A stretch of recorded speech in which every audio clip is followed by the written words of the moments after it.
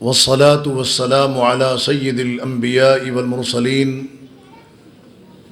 أما بعد أعوذ بالله من الشيطان الرجيم بسم الله الرحمن الرحيم قل نزله روح القدس من ربك بالحق ليثبت الذين آمنوا وهدى وبشرى للمسلمين وقال رسول الله صلى الله عليه وسلم تعلموا القرآن وصلوا الله به الجنة او كما قال علیہ الصلاۃ والسلام۔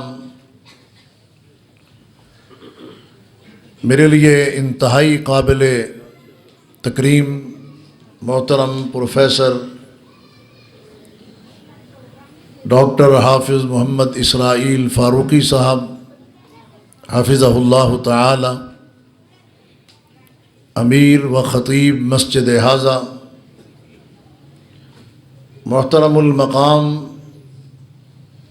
جناب محمد اسحاق صاحب، محترم جناب محمد حسین صاحب، محترم جناب عطاء اللہ صاحب، اور اسی طرح برادر عزیز حافظ عدنان عبداللطیف صاحب، اور مجلس میں جلوہ افروز محترم محمد صادق صاحب، مولانا یاسین طٰہٰ صاحب، عمائدین علاقہ، قابل قدر سامعین،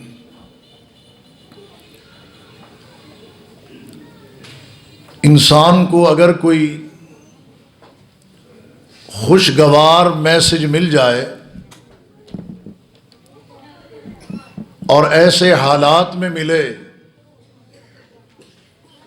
کہ انسان دکھی ہو، غم زدہ ہو، پریشان حال ہو، یا ایسے حالات میں رہنمائی ملے کہ انسان بھٹکا ہوا اور بے راہ روی کا شکار ہو، تو اس سے اس کے حوصلے بلند ہو جاتے ہیں، عزائم پختہ ہوتے ہیں، آگے کچھ کرنے اور کر گزرنے کا جذبہ پیدا ہوتا ہے۔ حضرات گرامی، جب انسانیت بے راہ روی کا شکار تھی، آداب معاشرت سے ناواقف تھی، جب انسانیت اپنے مقام اور اپنی منزلت سے گر چکی تھی، جب اشرف المخلوقات اور اپنی تخلیق کے اعتبار سے احسن، عمدہ اور اعلیٰ اللہ کی یہ مخلوق انسان اپنی جبیں کو غیروں کے سامنے جھکا رہی تھی، تو عرش والے رب نے ایک پیغام بھیجا۔ وہ پیغام ایسا ہے کہ جس نے گری ہوئی انسانیت کو کھڑا کر دیا۔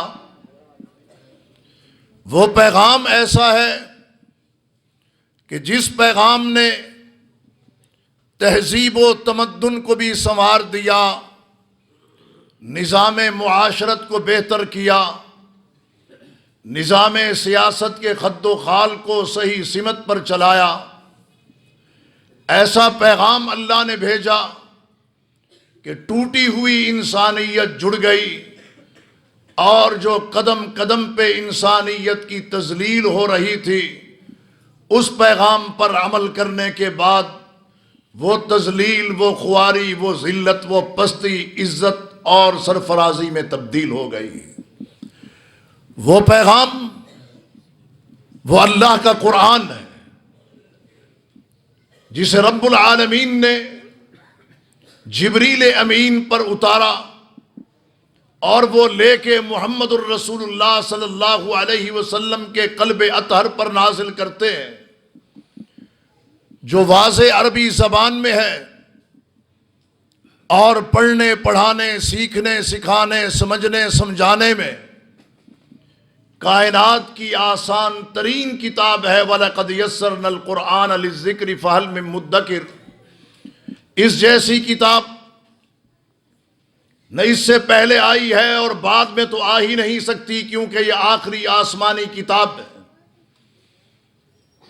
جس طرح تمام انبیاء اور رسل میں محمد الرسول اللہ صلی اللہ علیہ وسلم آخری ہے، اسی طرح آسمانی کتابوں میں آخری کتاب کون سی ہے؟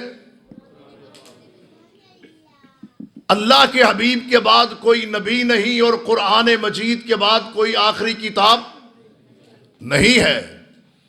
حضرات گرامی، یہ ایسی کتاب کہ قُلْ نَزَّلَهُ رُوحُ الْقُدُسِ مِن رَبِّكَ بِالْحَقِّ، اللہ کی طرف سے جبریل امین لے کے آئے، اور یہ ایسی کتاب ہے کہ جو کتاب حق ہے، کتاب مبین ہے۔ اس کے علاوہ جتنی بھی کتابیں ہیں ان کی حفاظت اور ان کی حقانیت کے متعلق کچھ نہیں کہا جا سکتا، ان پر نقطہ اعتراض اٹھ سکتا ہے۔ اگر کسی کتاب پر اعتراض نہیں تو وہ اللہ کا آخری کلام قرآن مجید فرقان حمید ہے۔ اللہ رب العالمین نے یہ کن کے لیے نازل کیا ہے؟ جن کے دل ٹوٹے ہوئے ہیں۔ کن کے لیے نازل کیا ہے؟ جن کے قدم ڈگمگائے ہوئے ہیں۔ کن کے لیے نازل کیا ہے؟ جو تذبذب کا شکار ہیں۔ کن کے لیے نازل کیا ہے؟ جو شکوک و شبہات میں مبتلا ہے۔ لِيُثَبِّتَ الَّذِينَ آمَنُوا، تاکہ اللہ تعالیٰ ان کے دلوں کو مضبوط کر دے۔ بات یہ سمجھ آئی، قرآن آخری سچی کتاب ہے، اور قرآن ہی وہ کتاب ہے جو دلوں کو مضبوط کرنے والی، دلوں کو پختہ کرنے والی اور دلوں کو جلا بخشنے والی۔ انما المؤمنون الذین اذا ذکر اللہ وجلت قلوبہم وَإِذَا تُلِيَتْ عَلَيْهِمْ آيَاتُهُ زَادَتْهُمْ إِيمَانًا وَعَلَىٰ رَبِّهِمْ يَتَوَكَّلُونَ، جس کتاب سے دلوں کو جلا ملتی ہے، ایمان میں اضافہ ہوتا ہے، کردار میں نکھار پیدا ہوتا ہے، عقائد میں پختگی پیدا ہوتی ہے، بڑوں کی عزت اور احترام کا جذبہ پیدا ہوتا ہے، عقیدہ ختم نبوت کی سمجھ آتی ہے، حلال اور حرام میں فرق کرنے کی تمیز ہوتی ہے۔ وہ کتاب کون سی ہے؟ وہ قرآن مجید فرقان حمید۔ اللہ اکبر و کبیرہ۔ لیثبت الذین آمنوا، اللہ تبارک و تعالی نے ہمارے دلوں کی مضبوطی اور ہماری ثابت قدمی کے لیے قرآن مجید کو اتارا ہے۔ جب ہم قرآن سے لا تعلق ہوں گے، نہ دل مضبوط ہوں گے، نہ ہی ثابت قدمی آئے گی۔ اور آج یہی وجہ ہے کہ بحیثیت امت مسلمہ ہم ڈگمگا بھی رہے ہیں، دھکے بھی کھا رہے ہیں، ذلیل و رسوا بھی ہو رہے ہیں، اور دنیا کے اندر پٹ بھی رہے ہیں۔ پستی، ندامت، ذلت اور رسوائی آج ہمارے ماتھے کی پہچان اور علامت بن چکی ہے۔ وجہ کیا ہے کہ وہ معزز تھے زمانے میں مسلمان ہو کر، ہم خوار ہوئے تارک قرآن ہو کر، کہ ہم نے قرآن مجید کو چھوڑا، جبکہ ہماری ثابت قدمی کے لیے وَبُشْرَا، اور یہ بشارت ہے، قرآن خوشخبری ہے۔ جس طرح ہم کوئی لیٹر پڑھ کے پیغام سن کے خوش ہو جاتے ہیں، تو اللہ تبارک و تعالی نے امت مسلمہ کی خوشیوں کو دوبالا کرنے کے لیے قرآن مجید کو اتارا ہے۔ آج پوری مسجد کی انتظامیہ جو یہاں پر موجود ہے، اور مسجد کے امیر اور خطیب یہاں پر موجود ہیں، اور پوری جماعت اور گرد و نواح کے لوگ یہاں پہ موجود ہیں، کس وجہ سے ہیں؟ کیا یہاں پہ کوئی فوتگی ہو گئی ہے؟ یہاں پہ کوئی حادثہ پیش آ گیا ہے؟ یہاں پہ کوئی غم کی مجلس ہے؟ نہیں، آج سارے کا سارا علاقہ اور پوری کی پوری انتظامیہ شاداں و فرحاں ہے، اور ماں باپ کی خوشی کے کیا کہنے، اور جنہوں نے حفظ کیا ہے ان کی خوشیاں تو دوبالا ہیں، اللہ ان میں اور اضافہ فرمائے۔ تو سارے خوش کس بات پہ؟ قرآن مجید فرقان حمید کی تکمیل کی وجہ سے۔ یہی بات رب ہمیں کہہ رہا ہے وَبُشْرَا، تمہارے لیے خوشخبری بنا کے بھیجا ہے قرآن مجید کو. اس میں اللہ تبارک و تعالی نے تمہارے لیے سرمایہ حیات رکھا ہے، لیکن اس کو پہچاننے کی ضرورت ہے، اس کو سمجھنے کی ضرورت ہے. یہی وہ کتاب ہے جو رشد و ہدایت کا ذریعہ ہے. وَہُدًى وَبُشْرَى لِلْمُسْلِمِينَ. ہم جب نماز پڑھتے ہیں ہر رکعت میں کون سی سورت پڑھتے ہیں؟ جو ہر رکعت میں پڑھتے ہیں. اور جس نماز میں رکوع اور سجدہ نہیں اس میں بھی پڑھتے ہیں وہ کون سی سورت ہے جی؟ سورۃ ڈر کیوں رہے ہو؟ نہیں پڑھتے؟ کون سی پڑھتے ہو؟ سورۃ الفاتحہ پڑھتے ہیں. ایاک نعبد و ایاک نستعین کے بعد کیا پڑھتے ہیں؟ اہدنا الصراط المستقیم. سینہ تان کر نہیں، تڑی لگا کے نہیں، غیظ و غضب میں نہیں، غصے میں آ کے نہیں، ہاتھ باندھ کے، گردن گرا کے، پلکیں جھکا کے، خشوع و خضوع کا پیکر بن کے، عاجزی و انکساری کی علامت بن کے، قبلہ رخ ہو کر اللہ سے کیا اپیل اور التجا کرتے ہیں؟ اہدنا الصراط رب کہہ رہا ہے وَہُدًى وَبُشْرَى لِلْمُسْلِمِينَ.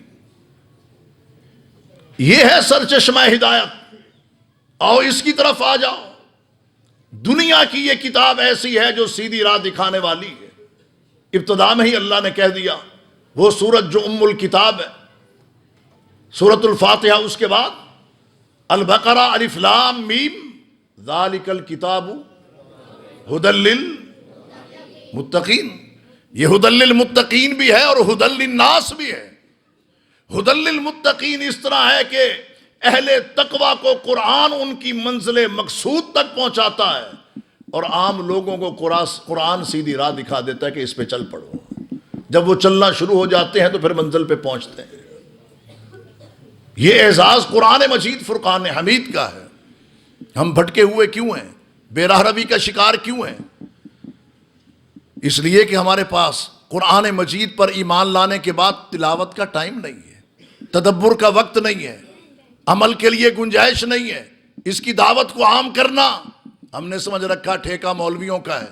تو کہاں گئی بلغوا انی ولو آیا کہ ایک آیت بھی پہنچتی ہے آپ کے پاس پہنچتی ہے تو اس کو آگے پہنچانا ہے، اس کو آگے پھیلانا ہے. یہ کس کی ذمہ داری ہے؟ قرآن مجید فرقان حمید سے جو ہمارا صحیح تعلق ہونا چاہیے تھا وہ نہیں ہے. اسی لیے ہم جسمانی، روحانی، ظاہری، باطنی، چھوٹی اور بڑی بیماریوں میں مبتلا. جبکہ رب نے تو کہہ دیا وَنُنَزِّلُ مِنَ الْقُرْآنِ مَا هُوَ شِفَاءٌ. اس میں کیا ہے؟ قرآن کیا ہے؟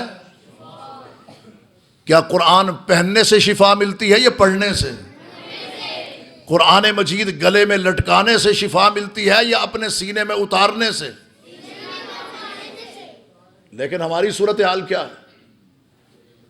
ویسے آج تک میں نے کسی سر درد کے مریض کو نہیں دیکھا کہ اس نے پیناڈول کی 2 گولیاں ماتھے پہ چپکائی ہوئی ہو. میں نے کسی مریض کو نہیں دیکھا. شوگر کا ہو، بلڈ پریشر کا مریض ہو، ہارٹ کا مریض ہو یا کوئی بھی اس کو بیماری ہو، آج تک میں نے یہ نہیں دیکھا کہ وہ اپنے گلے میں ٹیبلٹ، کیپسول یا سیرپ گلے میں لٹکا کے پھر رہا ہو. لوگ اس سے پوچھیں بھائی کیا معاملہ؟ کہے جی میں بیمار ہوں. تو بھائی بیمار تو ہو، یہ دوائیاں گلے میں کیوں لٹکائی ہیں؟ میں بیمار ہوں جی اس لیے گلے میں لٹکائی ہیں. اور بھائی ان کو تو یہ استعمال کرو، ان کو سیرپ ہے تو پیو، کیپسول اور گولیاں ہیں تو ان کو کھاؤ، ان کو اپنے اندر اتارو تاکہ بیماری باہر آئے. ہمارے ہاں اندر بے شمار متعدد اور لا تعداد بیماریاں ہیں، بے شمار بیماریاں ہیں. لیکن قرآن جو ان بیماریوں کا علاج بن کے آیا ہے، ہم نے قرآن مجید فرقان حمید کو پھر پڑھا نہیں ہے، سمجھا نہیں ہے، تدبر نہیں کیا، عمل نہیں کیا، بلکہ کیا کیا ہے؟ تعویذ بنا کے گلے میں لٹکا دیا. اور بعض اردو بازار جائیں تو چھوٹے چھوٹے اتنے سائز میں قرآن مجید ملتے ہیں، کہتے ہیں پورا قرآن ہے. دنیا میں جس کی تیز ترین نظر بھی ہو اس سے بھی نہیں پڑھا جاتا. وہ کس لیے؟ کہتے ہیں یہ پہننے کے لیے. اللہ رب العالمین نے کہیں یہ نہیں کہا کہ میں نے قرآن کو پہننے کے لیے بھیجا. گلے میں لٹکا رہے ہیں، کلائیوں میں پہن رہے ہیں، تعویذ بنا بنا کے کمر سے کس رہے ہیں. کبھی دوائیوں کا بھی ہم نے یہ معاملہ کیا ہے کہ دوائیاں گلے میں پہنی ہوں، ہمارا گلا خراب ہو ڈاکٹر سیرپ لکھ کے دے، ہم گلے سے باندھ لیں، سر میں درد ہو تو گولیاں ماتھے پہ لگا لیں۔ کبھی ایسا ہوا ہے کہ پیٹ میں درد ہو تو میڈیسن پیٹ کے اوپر رکھ کے بندہ اوپر ٹیپ لگا لے۔ لمحہ فکریہ ہے، ہم کہاں کھڑے؟ قرآن تو آیا تھا تلاوت کے لیے، ہم نے کام، قاری صاحب بند کر دو یار 2 منٹ کے لیے اس کو۔ قرآن مجید تو اس کام کے لیے آیا تھا، ہم نے قرآن کو تماشا بنا دیا، ہم نے قرآن کے ساتھ وہ سلوک کیا جو بنی اسرائیل نے سابقہ آسمانی کتابوں کے ساتھ شاید کیا تھا۔ اس کتاب کے اندر تعویل، تحریف، تبدیلی، رد و بدل، ترمیم اور اضافہ نہیں ہو سکتا، کیونکہ انا نحن نزلنا الذکر و انا لہ لحافظون، اللہ نے اس کی حفاظت کا خود ذمہ لیا ہے۔ لیکن کیا قرآن ہماری زندگیوں میں ہے، ہمارے شب و روز میں ہے، ہمارے دن اور رات کے معمولات میں ہے؟ کتنا ٹائم دیتے ہیں ہم اللہ کو، اللہ کی عبادت کو، قرآن کی تلاوت کو؟ نماز پنجگانہ کا ٹائم آپ نوٹ کریں، ایک دن 24 گھنٹے میں 5 نمازوں کے لیے ہم کتنا وقت دیتے ہیں؟ جو 5 پڑھتے ہیں میں ان سے مخاطب ہوں، 3 والے بھی ہوتے ہیں، 2 والے بھی ہوتے ہیں، ہفتے میں 1 والے بھی ہوتے ہیں، اور سال میں 2 نمازوں والے بھی ہوتے ہیں۔ ایسا ہے کہ نہیں؟ جو 5 پڑھتے ہیں ذرا ٹائم نوٹ کریں، چلو جو تہجد گزار ہے وہ بھی وقت نوٹ کرے، جو 7 اشراق پڑھتا ہے وہ بھی وقت دیکھ لے۔ 24 گھنٹے ہم ذرا اپنا ٹائم نوٹ کریں۔ 7 نمازیں یہ ہو گئی، 5 فرضی، 2 نفلی، اور اس کے ساتھ ساتھ قرآن مجید، فرقان حمید، صبح و شام کے اذکار، سارا وقت نوٹ کریں۔ 24 گھنٹوں میں سے کیا 4 گھنٹے بھی ہم اللہ کو دیتے ہیں؟ پیدا ہم کس لیے کیے گئے؟ وَمَا خَلَقْتُ الْجِنَّ وَالْإِنسَ إِلَّا لِيَعْبُدُونَ، اللہ کی عبادت کے لیے پیدا کیے گئے۔ کیا ہم وہ حق ادا کر رہے ہیں؟ قرآن مجید، فرقان حمید بڑی انقلابی کتاب ہے، بڑی انقلابی کتاب ہے، اور زندگی کا ہر موضوع اس کتاب کے اندر موجود ہے۔ اگر کوئی کہتا ہے نا کہ میں نے بڑا قرآن کو پڑھا ہے، بڑا مطالعہ کیا ہے، درجنوں تفاسیر پڑھی ہیں اردو اور عربی کے اندر بھی، اور قرآن مجید کو میں نے بڑے بڑے علماء، فقہا اور مفسرین سے سمجھا بھی ہے، لیکن فلاں فلاں فلاں اور فلاں چیز مجھے قرآن میں نہیں ملی، تو میں یہ کہوں گا تیرے مطالعے میں نقص ہے، تیرے علم کی کمی ہے۔ قرآن پورے کا پورا ہے، کامل اور مکمل ہے، شک اور شبہ سے پاک ہے۔ وَنَزَّلْنَا عَلَيْكَ الْكِتَابَ تِبْيَانًا لِكُلِّ شَيْءٍ، ہر چیز کو کھول کھول کے بیان کرنے والا، ایک ایک چیز کو کھول کے بیان کرنے والا، وہ کون ہے؟ وہ قرآن ہے۔ آپ میڈیکل سائنس اٹھا لیں، آپ کو قرآن میں ملے گی۔ آپ انجینئرنگ کا شعبہ اٹھا لیں، آپ کو قرآن میں ملے گا۔ آپ میکینیکل انجینئرنگ ڈھونڈنا چاہیں، آپ کو قرآن میں ملے گی۔ زراعت کے جتنے بھی شعبہ جات اور ڈپارٹمنٹ ہیں، ان فی خلق السماوات والارض واختلاف اللیل والنہار، فلکیات کے جتنے بھی شعبے ہیں وہ سارے کے سارے خالی سورہ فیل پر اگر غور کر لیں اور قرآن کی اس آیت پر وَأَرْسَلَ عَلَيْهِمْ طَيْرًا أَبَابِيلَ تَرْمِيهِمْ بِحِجَارَةٍ مِّن سِجِّيلٍ، اٹامک انرجی کی پوری آپ کو سیر کروا دے گی یہ ایک آیت۔ وہ کون سی کنکریاں تھی، کیا کیا ان کے اندر ذرات تھے۔ قرآن مجید زندگی کے تمام تر موضوعات کا احاطہ کرنے والی کتاب ہے اور کھول کھول کے بیان کرنے والی کتاب ہے، لیکن اس کے لیے کھول کھول کے بیان کرنے والی کتاب ہے جو اس کو کھولتا ہے، جو اس کو۔ اب تو وقت آ گیا ہے نا، شعبان کی کتنی ہو گئی؟ 15 ہو گئی۔ کیا اب بھی وقت نہیں آیا کہ قرآن مجید سے جو گرد و غبار ہے ہم اس کو ہٹا لیں؟ کیا اب بھی وقت نہیں آیا کہ وہ 11 مہینے 11.5 مہینے جو اس کا غلاف لتھڑا ہوا ہے مٹی کے اندر، جو ہمارے سٹور میں قرآن پڑا ہے، اس کو وہاں سے نکال لیں؟ کیا قرآن کے لیے 11 مہینے کی نظر بندی کافی نہیں جو ہم نے اس کو دے رکھی تھی؟ میں چونکہ رمضان اور قرآن اس موضوع کی طرف جانا نہیں چاہتا، لیکن میں اتنی بات ضرور کہوں گا کہ قرآن کا اتنا حق ہمارے اوپر نہیں۔ کیا قیمت ہے قرآن کی ہماری نظر میں؟ کیا قدر کی ہے ہم نے قرآن کی؟ میرا موبائل کوئی کہتا ہے جی 1.25 لاکھ کا، 1.5 لاکھ کا، 3 لاکھ کا، 4 لاکھ کا، آئی فون ہے، فلاں فلاں ہے، سیمسنگ ہے، نیا ماڈل ہے۔ اس کو اپنی واسکٹ سے بھی بندہ صاف کر رہا ہوتا ہے، واسکٹ اٹھا کے اندر قمیض سے بھی صاف کر رہا ہوتا ہے، اپنے لیپ ٹاپ کی صفائی بھی کر رہا ہوتا ہے، یہ سارا کچھ ہوتا ہے نا۔ کیا ایک موبائل کے برابر بھی اللہ کے کلام کی قیمت نہیں؟ اور وہ جو میسج آتا ہے موبائل کے اندر جس کو ہم فوراً پڑھتے ہیں، یہ دیکھیں نا، کسی کے کال آ جائے معافی نہیں ہے، نہ مسجد کے آداب نہ مجلس کے آداب۔ ادھر سے بیل بجے گی، ادھر سے بیل بجے گی، میسج کی بیل بھی آئے تو جناب بندہ کھول کے پڑھتا ہے۔ مسجد میں آ کے بھی ہم لوگوں کے پیغام پڑھتے ہیں، مسجد میں آ کے بھی اللہ کا پیغام، رب کا قرآن نہیں پڑھتے۔ لمحہ فکریہ۔ ابھی محترم قاری محمد حنیف ربانی صاحب بیان کر رہے تھے، میں آپ کو اس حدیث کا متن پیش کر دیتا ہوں کہ الماہر بالقرآن مع السفرۃ الکرام البررہ، جو قرآن مجید پڑھنے میں مہارت رکھتا ہے، مہارت تامہ رکھتا ہے، وہ بزرگ و برتر فرشتوں کے جھرمٹ میں ہوگا۔ اس کے لیے پروٹوکول یہاں پہ نکلتی ہے نا، وزیر اعلیٰ کی گاڑی، وزیر اعظم کی گاڑی، گورنر کی گاڑی، پروٹوکول ہوتا ہے، ہوٹر بج رہے ہوتے ہیں، ٹھیک ہے جی۔ اور یہاں جو قرآن کا قاری ہے، حافظ ہے، قرآن پڑھنے والا، پڑھانے والا، سیکھنے والا، سکھانے والا، پروٹوکول اس کا بھی ہوگا۔ اور کیسے ہوگا؟ دائیں بائیں پولیس اور یہ ڈولفن یہ نہیں ہوں گے، فرشتوں کے دستے اس کے ساتھ ہوں گے۔ اب اللہ کے نبی نے حدیث تو بیان کر دی، ظاہری بات ہے اب جو صحابہ تھے، بوڑھے بھی تھے، جوان بھی تھے، ادھیڑ عمر بھی تھے، سب نے تو سیدنا علی المرتضیٰ کی عمر میں اسلام قبول نہیں کیا تھا نا۔ کوئی 40 والا، 35 والا، 50 والا، 55 والا، 60 والا، 65 والا، سارے ہی تھے۔ اب وہ جو قرآن اٹک اٹک کے بیچارے سیکھ رہے تھے وہ پریشان ہو گئے۔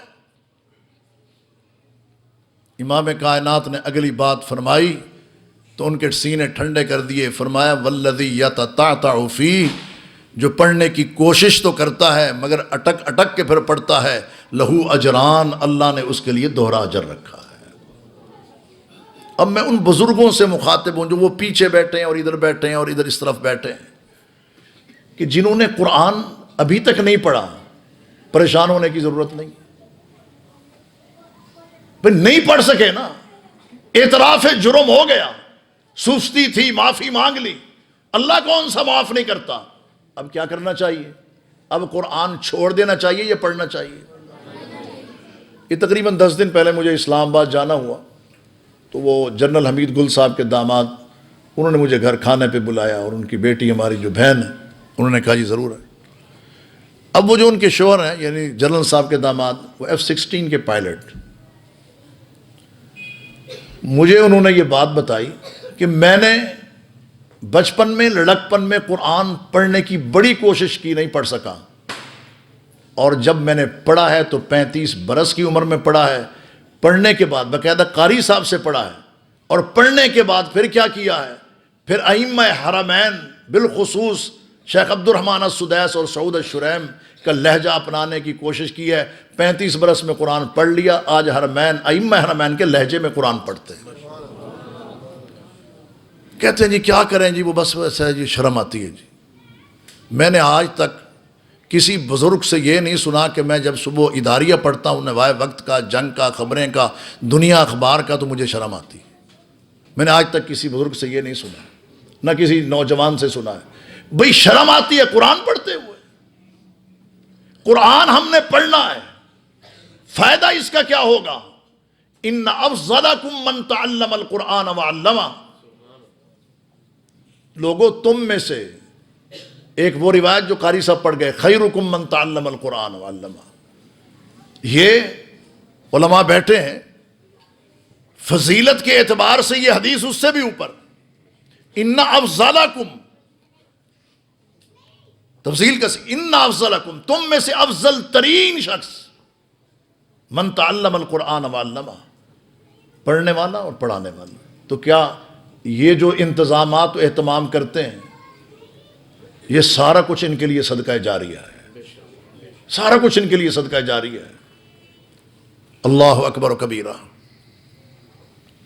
تو افضل ترین وہ، تو جنہوں نے نہیں پڑھا نا، بزرگوں کو بھی چاہیے کہ وہ قرآن پڑھیں، تجوید کے ساتھ پڑھیں، خوبصورت آواز میں پڑھیں۔ امام کائنات نے فرمایا فلیس منا من لم یتغن بالقرآن، جو قرآن کو خوبصورت آواز میں نہیں پڑھتا وہ ہم میں سے ہے ہی نہیں۔ کوشش تو کرے، ناکام کوشش ہوئی تو دوہری کامیابی ہے۔ کمال ہے، آپ دیکھ لیں کہ یہ ایسی کوشش جس میں بندہ ناکام ہو تو دوہرا کامیاب ہو جاتا ہے۔ وہ کوشش کون سی ہے؟ وہ قرآن پڑھنے کی ہے۔ یہ ایسی عظیم کوشش ہے۔ اور اپنے بچوں کو الحمدللہ یہ توحید مسجد جو بڑی ہی پیاری اور خوبصورت الحمدللہ اب تو وسیع بھی ہو چکی ہے، اس کی توسیع بھی ہو چکی ہے۔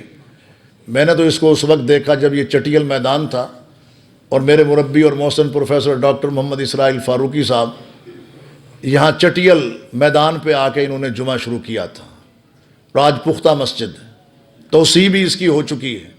اور کسی خطیب کا اتنی لمبی خطابت لے کے جانا، اس کا ایک پس منظر ہے، میں آپ کو بتا دیتا ہوں۔ ہمارے اجداد میں سے تھے، اور حضرت ڈاکٹر صاحب کے جد اعلیٰ مولانا عبدالحق الہاشمی رحمۃ اللہ علیہ، ان کے شاگرد تھے پیر بدیع الدین شاہ راشدی صاحب، پیر محب اللہ شاہ راشدی صاحب، حضرت مولانا سلطان محمود صاحب محدث جلال پوری رحمہم اللہ جمیعاً۔ تو جلال پور پیر والا کی جماعت ان کے پاس آئی کہ آپ مولانا سلطان محمود صاحب ہمیں دے دیں، تو انہوں نے بات مان لی، اور انہوں نے ان کو جلال پور کے لیے رخصت فرمایا۔ صرف ایک نصیحت کی، سلطان محمود جلال پور سے تیرا جنازہ اٹھنا چاہیے، چھوڑ کے نہ جانا۔ جامعہ سلفیہ والوں نے بڑی منتیں سماجتیں کی، مدینہ یونیورسٹی والوں نے منتیں کی، صرف 1 سال جامعہ سلفیہ پڑھایا، اس کا بھی ایک لمبا پس منظر۔ 1 سال پڑھایا، واپس جلال پور جہاں استاد نے بھیجا تھا، شاگرد کا جنازہ وہیں سے اٹھا ہے۔ میں نے ان کے بڑے بڑے شاگرد ملک بھر میں دیکھے ہیں، جنوبی پنجاب میں بالخصوص، اور مختلف دینی مدارس میں جو شیوخ الحدیث کی مسند پر ہے، سب کی یہی صورتحال ہے، جو جہاں جاتا ہے خود وہاں سے نہیں جاتا، خود وہاں سے نہیں نکلتا۔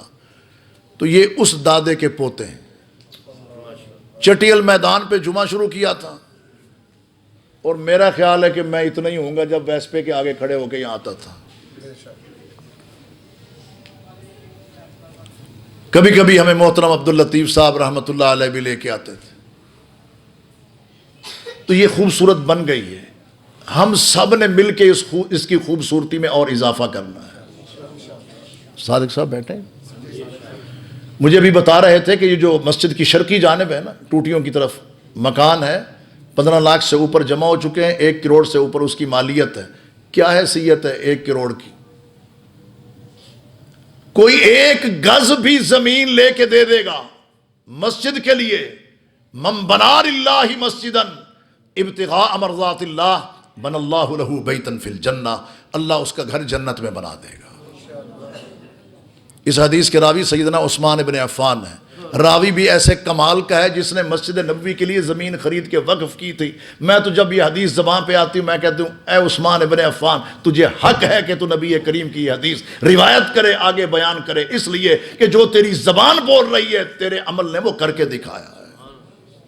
تو ہم نے یہ کر کے دکھانا ہے، اور انشاءاللہ عید سے پہلے پہلے یہ جگہ خریدنی ہے۔ انشاءاللہ بڑی کمزور پڑ گئی ہے آپ کی بھائی جان۔ جب یہ فوتگی ہوتی ہے نا، بمشکل 3 دن لوگ نکالتے ہیں۔ عدنان صاحب کے بھائی سلمان نے 10 لاکھ کا اعلان کیا، 10 لاکھ روپے مکان کے لیے۔ یہ عدنان عبداللطیف صاحب جو عدنان صاحب کے بھائی ہیں، سلمان صاحب نے 10 لاکھ کا اعلان ابھی کر دیا ہے. تو یہ جنت یار لینی ہے. اور میں آپ کو بتاؤں ہماری تو ٹانگیں کب کب آتی ہیں جب ڈیفنس کا سنتے ہیں جناب ریٹ کا اور بیریا ٹاؤن کا سنتے ہیں کہ پتہ نہیں پلاٹ اتنے کا. اچھا تو کیا جنت میں پلاٹ لینا کوئی آسان ہے؟ نہیں، بڑا ہی مشکل ہے. لیکن رب کہتا ہے تجھے کوئی فکر نہیں ہونی چاہیے، نہ وہاں فرد کا معاملہ، نہ وہاں لینڈ مافیا، نہ وہاں پہ قبضے گروپ، نہ وہاں پہ کسی آرکیٹیکٹ کی محتاجگی، نہ وہاں پہ جناب سٹیل ڈیزائنر کو بلانے کی ضرورت، نہ وہاں پہ سول انجینئر کی ضرورت، کسی کی کوئی ضرورت نہیں. من بنا للہ مسجدا ابتغاء مرضات اللہ، اللہ فرماتا ہے بندے تو نے دنیا میں میری زمین پہ میرا گھر بنایا، اپنی جنت میں تیرے لیے میں تیرا محل خود بناؤں. اور اللہ نے بنانا ہے، اس میں آپ نے پیچھے نہیں رہنا، بہت آگے بڑھنا ہے. تو یہ قرآن مجید. آخری گزارش آپ، جس طرح ڈاکٹر صاحب نے فرمایا بڑا 600 کلومیٹر سفر کر کے سیدھا پہنچنا ہو ادھر. تو قرآن مجید اپنے بچوں کو پڑھائیں، خود بھی پڑھیں. کس گروپ میں شامل ہو جائیں گے؟ ان افضلکم من تعلم القرآن وعلمہ، ان میں شامل ہو جائیں گے. اور بعض اوقات انسان سوچتا ہے کہ پتہ نہیں کیا بنے گا یار، اولاد کو قرآن پڑھا دیا، پتہ نہیں ان کی صورتحال کیا ہوگی، ان کا مستقبل کیا ہوگا. بھئی کیا مسئلہ کیا ہے؟ اللہ کا کلام ہے نا. کہتے ہیں پتہ نہیں کھائے گا کہاں سے. بات تو ایک نشائی کی ہے پر ہے بڑی سچی. یہ سچا واقعہ ہے. وہ جس کو آپ جہاز کہتے ہیں نا لاہور کی زبان میں، نشائی، وہ مانگنے کے لیے گیا اور جا کے کیا کہتے ہیں مانگنے والے سے؟ کہتا ہے یار پوڑی لینی ہے تو پیسے دے دے. کیا لینی ہے؟ وہ جو پیتے ہیں، پوڑی لینی ہے پیسے دے دے. اس نے کہا روٹی کھانی ہے تو پیسے حاضر ہیں، پوڑی کے لیے حاضر نہیں. کہا میری روٹی کا ٹھیکہ میرے رب نے اٹھا رکھا ہے، وہ تیرے ذمہ ہے ہی نہیں. نشائی کو یہ بات سمجھ آ گئی، پڑھے لکھے لوگوں کو بات سمجھ نہیں آئی کہ رزاق کون ہے. وَيَرْزُقْهُ مِنْ حَيْثُ لَا يَحْتَسِبْ. صرف حافظ قرآن عالم دین کا نہیں، آپ یہ چاہتے ہیں کہ پورے گھرانے کا رزق تعاقب کرے، پیچھا کرے. قرآن پڑھو اور قرآن کو پڑھاؤ. اللہ نے رزق کشادہ کر دینا ہے. سیدنا عمر فاروق رضی اللہ تعالیٰ عنہ شہر عثفان کا دورہ کرنے کے لیے گئے. جدہ سے جب ہم جاتے ہیں نا مدینہ کی جانب تو راستے میں آتا ہے، شروع میں ہی آتا ہے. عثفان ساحلی شہر ہے، دورہ کرنے کے لیے آئے. مکے کا گورنر نافع بن عبد الحارث ملاقات کے لیے آیا. نافع بن عبد الحارث سے پوچھتے ہیں نافع یہ بتا اپنے پیچھے گورنر کس کو بنا کے آیا ہے؟ کہا ابن ابزا کو. کہا من ابن ابزا، یہ ابن ابزا کون ہے؟ جواب دیا مولم من موالینا، ہمارے آزاد کردہ غلاموں میں سے غلام ہے، نوکروں میں سے نوکر. کہا کیوں، کس لیے؟ یہ پوچھا کیوں کہ آپ خود مکی تھے. عمر فاروق کیا تھے؟ ہجرت کر کے مدینہ گئے تھے نا، اور جانتے تھے یہاں پر سادات رہتے ہیں، قریشی رہتے ہیں، ہاشمی رہتے ہیں، وڈیرے رہتے ہیں، صاحب جبہ و دستار رہتے ہیں، اور سردار بھی عرب. ہمارے تو یہاں ڈوگر اور یہ گجری قابو نہیں آتے، وہ تو عرب تھے.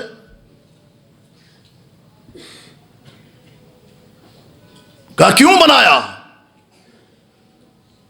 کہا انہو قارئ لکتاب اللہ، وہ کتاب اللہ کا قاری ہے. وعالم بالفرائض، فرائض کے علم کا ماہر ہے، اس لیے بنایا. سیدنا عمر بن خطاب کہنے لگے اللہ کے نبی نے سچ فرمایا، ان اللہ یرفع بہذا الکتاب اقواما ویضع بہ آخرین. بے شک جو اس کتاب سے جڑ جاتا ہے اللہ اس کی شان و عظمت کو اور شوکت کو بلند و بالا کر دیتا ہے، جو ناتا توڑ دیتا ہے اللہ اسے ذلیل و رسوا کر دیتا ہے. وقال الرسول یا رب ان قوم اتخذوا ھذا القرآن مہجورا. قرآن پس پش ڈالنے کے لیے نہیں، سینے سے لگانے کے لیے آیا ہے، کردار کو سنوارنے کے لیے آیا ہے. اور اللہ کے نبی صلی اللہ علیہ وسلم کی سیرت کو سمجھنا ہو تو کائنات کی بہترین کتاب سیرت النبی کے موضوع پر قرآن مجید ہے، اور علم فصاحت و بلاغت کو سمجھنا ہو تو قرآن مجید ہے، عربی زبان کی گہرائیوں کو اور اس کی پیچیدگیوں کو پہچاننا ہو تو وہ قرآن مجید ہے، احکام و مسائل کے سمندر میں غوطہ زن ہونا ہو تو وہ قرآن مجید ہے۔ اور یہی وہ عظیم کتاب ہے کہ اگر آپ نے مسائل کو سمجھنا ہے، استنباط و استخراج اور اس کے دلائل و براہین کی، آپ نے معراج تک پہنچنا ہے تو قرآن آپ کو پہنچائے گا۔ انبیاء کے سچے واقعات اور قصص کو پڑھنا ہے تو قرآن مجید ہے، اور اگر اپنی روح کو تسکین دینی ہے تو وہ قرآن مجید ہے۔ تمام تر وہ بیماریاں جو الٹرا ساؤنڈ میں، ایکس رے میں، ای سی جی میں نہیں آتی، وہ پوشیدہ بیماریاں ہیں، ان کا بھی علاج چاہتے ہو تو وہ قرآن مجید ہے۔ وَنُنَزِّلُ مِنَ الْقُرْآنِ مَا هُوَ شِفَاءٌ وَرَحْمَةٌ، اس کے ساتھ جڑ جائیں گے، یہ قیامت کے دن ہمارے ساتھ جڑے گا، اس سے ناطہ توڑ دیں گے، قرآن ہم سے ناطہ توڑ دے گا۔ بات میری نہیں، فرمان امام کائنات کا ہے، القرآن حجت لک او علیک، قرآن یا آپ کے لیے یا آپ کے خلاف دلیل ہے۔ وآخر دعوانا الحمدللہ۔ آپ نے انعام دینا ہے تو آپ کھڑے ہو جائیں۔